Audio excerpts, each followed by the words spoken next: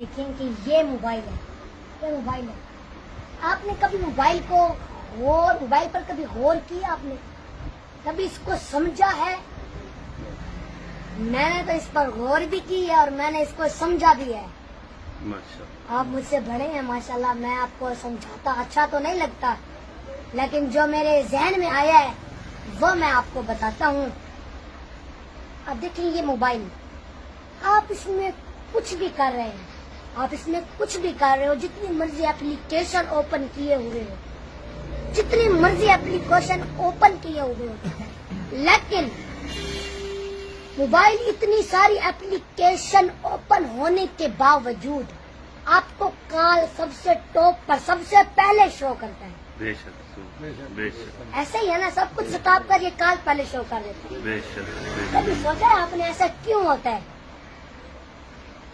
یہ موبائل کے لیے باقی سب چیزیں بعد میں ہیں، کیونکہ موبائل نا اس لیے بنایا گیا تھا، میری بات سن لیجیے، موبائل اس لیے بنایا گیا تھا کہ بھائی دور بیٹھے شخص سے نا فوراً بات کی جا سکے، ایسے ہی بنایا گیا تھا۔ ہاں جی، ضرورت کے لیے۔ پھر اس میں سمز ایڈ ہوا، پھر انٹرنیٹ، پھر گویا کہ دنیا کی ہر چیز کو موبائل میں شفٹ کر دیا گیا۔ آج دنیا کا شاید ہی کوئی ایسا کام جو موبائل سے نہ لیا جا رہا ہو، مگر یہ موبائل اپنا بنیادی مقصد نہیں بھولا۔ یہ موبائل اپنا بنیادی مقصد نہیں بھولا۔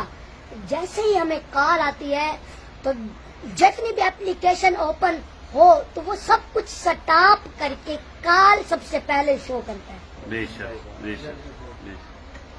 کیونکہ موبائل کو بھی معلوم ہے کہ اس کا اصل کام کیا ہے۔ تو یہ موبائل ہے جو اپنے بننے کا اصل مقصد نہیں بولا۔ ایسا ہی ہے نا، اپنے بننے کا اصل مقصد یہ نہیں بولا۔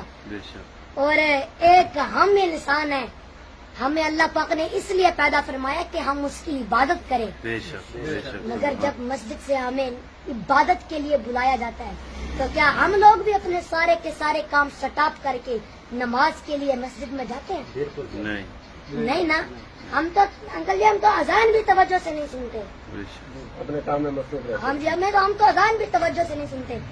تو عبادت ہر انسان کے پیدا کیے جانے کا اصل مقصد ہے۔ آپ کو میری بات کی سمجھ آئی ہے؟